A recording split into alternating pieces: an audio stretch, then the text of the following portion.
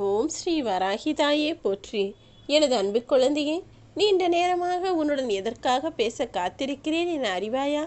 உன்னுடைய பிரச்சனைகள் தீரவே இல்லையே, கஷ்டமும் கவலைகளும் உன்னை விட்டு விலகவே இல்லையே என நீ வருத்தப்படுவதோடு மட்டுமல்லாமல் உன் உடலையும் சேர்த்தல்லவா கெடுத்துக் கொள்கிறாய். அதனால்தான் இந்த வராகி மீது நம்பிக்கை வைத்து இதை கேட்கச் சொன்னேன். உன் உடலை மிகவும் ஆரோக்கியமாக வைத்துக்கொள்வதற்கான வழிகளை பார்.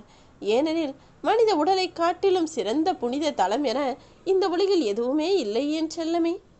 நீ மட்டும் உன் மனதில் நேர்மையாகவும் நியாயமாகவும் நடந்து கொண்டால் உனக்குள் நான் வந்து குடியேறுவேன்.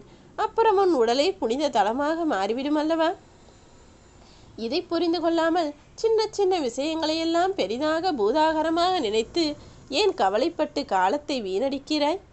எதிர்காலம் எப்படி இருக்குமோ என நீ கணக்கு போட்டுக்கொண்டும் பயந்து கொண்டுமே இருந்தால் உன் வாழ்வில் எதையும் சாதிக்க முடியாது. முயற்சி செய்து உன் செயல்களை செய்யப்பார். நிச்சயமாக உன் வாழ்க்கையில் நான் உன்னை வெற்றி பெற வைப்பேன். உனது விதியை படைத்தவன் நீ மட்டும்தான் என்பதை முதலில் புரிந்து கொள் என் செல்லமே.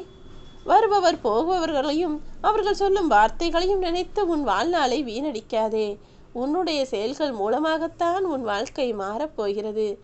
எந்த செயலை செய்தாலும் எந்த காரியத்தில் இறங்கினாலும் நீ உன்னை மட்டும் முழுவதுமாக நம்பினால் நிச்சயமாக சாதனை படைத்து விடுவாய்.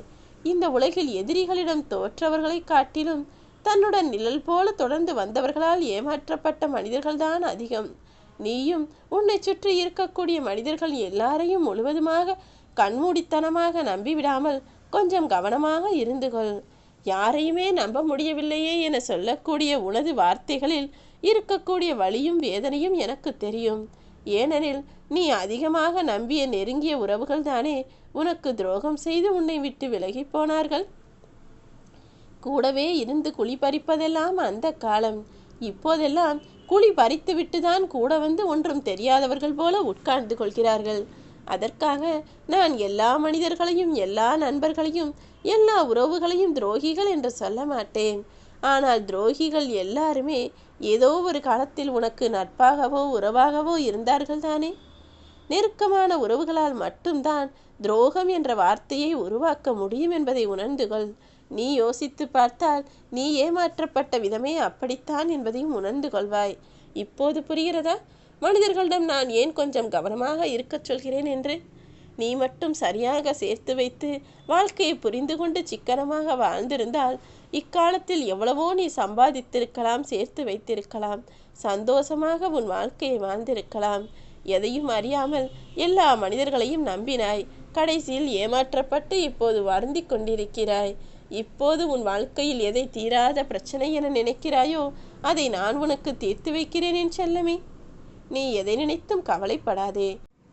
உனக்கான மகிழ்ச்சியையும் சந்தோஷத்தையும் உன் வாழ்வில் கொண்டு வந்து சேர்க்க வேண்டியது எனது பொறுப்பு. மகிழ்ச்சி என்ற உணர்ச்சி மட்டும் இல்லாவிட்டால் வாழ்க்கை என்பது சுமக்க முடியாத பெரிய சுமையாக இருந்திருக்கும்.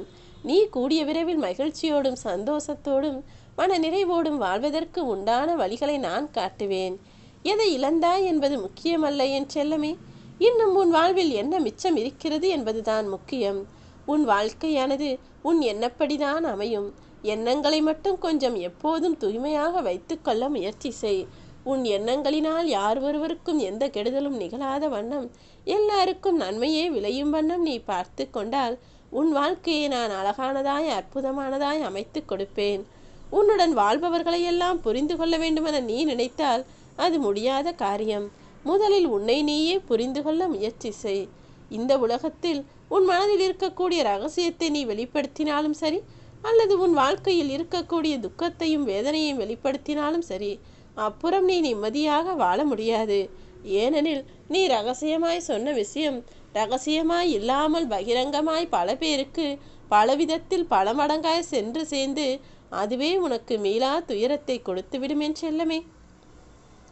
அதுபோலத்தான் உன் மனதில் ஒரு விஷயம் உன்னை உறுத்துகிறது, உனக்கு கஷ்டமாய் இருக்கிறது, வேதனையாய் இருக்கிறது, வருத்தமாய் இருக்கிறது என இன்னொருவரிடம் போய் நீ உன் துக்கத்தை வெளிப்படுத்துகிறாய். ஆனால் அவருக்கு அதை கேட்கும் நொடி என்பது பொழுதுபோக்காக மட்டும்தான் இருக்குமே தவிர அதை அவர் அடுத்த நிமிடமே போய் வேறு ஒருவரிடம் சொல்லி முடித்து விடுவார். அப்படியே உன்னுடைய துன்பமும் துயரமும் கூட பலவாராய் பல பேரிடம் சென்று சேர்ந்துவிடும். அதனால்தான் ரகசியமோ துக்கமோ யாரிடமும் வெளிப்படுத்த வேண்டாம். உன் வராகியம்மா என்னிடம் வந்து சொல்லு. அத்தனையையும் நான் சரி செய்வேன் என உனக்கு வாக்கு கொடுக்கிறேன். எல்லா துன்பங்களுக்கும் இந்த உலகத்தில் 2 மருந்துகள் இருக்கிறது. ஒன்று காலம், இன்னொன்று மௌனம். எந்த துன்பம் வந்தாலும் அதை நினைத்து கவலைப்படுவதை விட்டுவிட்டு யாரிடமாவது சொல்லி ஆறுதல் தேடலாமா என யோசிப்பதையும் விட்டுவிட்டு காலத்தின் போக்கில் அதை விட்டுவிட்டு மௌனமாய் இருந்துவிடு. காலம் எல்லாவற்றையும் சரி செய்யும் என் செல்லமே. நீ கவலைப்பட்டாலும் படாவிட்டாலும் காலம் நிச்சயம் அதற்குண்டான வேலைகளை செய்யும். அப்படிதான் உன் வாழ்க்கையிலும் உன் கவலைகளையும் துன்பங்களையும் பிரச்சனைகளையும் உன் வராகியம்மா நான் சரி செய்ய போகிறேன். நீ ஏன் தேவையில்லாமல் கவலை கொள்கிறாய்? உன் வருத்தங்களை நான் என் பொறுப்பில் ஏற்றுக்கொண்டு விட்டேன் என சொன்னேன் தானே. மீண்டும் மீண்டும் நீ ஏன் வருத்தப்பட்டு வேதனை அடைகிறாய்? மௌனமாக இருந்து பார். எல்லாமே வந்த வழி விலகி ஓடும். எல்லாரும் தன்னுடைய தவறுகளை திருத்துவதை விட்டுவிட்டு வேறு யாரையோ சீர்திருத்த முயற்சி செய்கிறார்கள். அப்படிதான் உன்னை நோக்கியும் பல பேர் பல விமர்சனங்களை சொல்லி கொண்டிருக்கலாம்.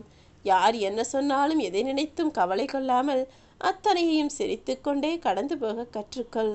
உன் கஷ்டங்களை மட்டுமல்ல, உன்னை கலங்க வைக்கக்கூடிய மனிதர்களையும் சிரித்து கொண்டே கடந்து போக முயற்சி செய்தால் எல்லாமே தானாக சரியாகிவிடும் என் செல்லமே.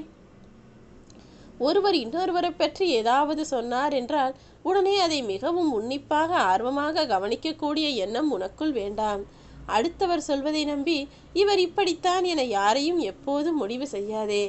ஏனெனில் மற்றவர் சொல்வதை உண்மையான நம்புவதற்காகவா நான் உனக்கு மூளையை கொடுத்திருக்கிறேன்?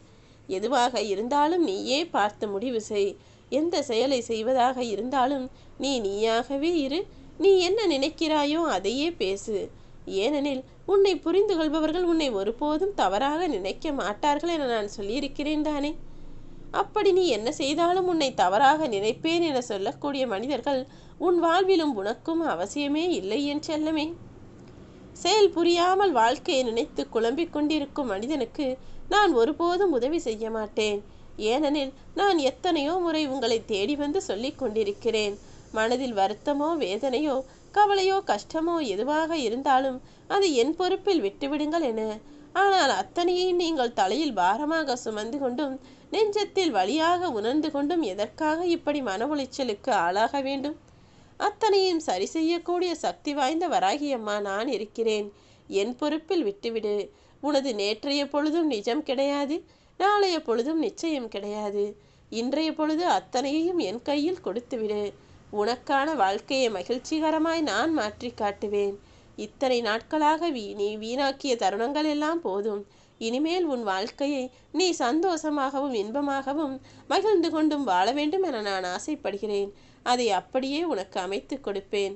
உன் தீராத பிரச்சனைகளையெல்லாம் தீர்த்து வைத்து உன்னை இன்பமாய் சந்தோஷமாய் முகமலர்ச்சியோடு வாழ வைப்பது மட்டும்தான் எனது நோக்கம். உன் வாழ்வில் உனக்கான நல்லதை உன் வராகியம்மா நிச்சயமாக நடத்தி கொடுப்பேன். ஓம் ஸ்ரீ வராகிதாயே போற்றி.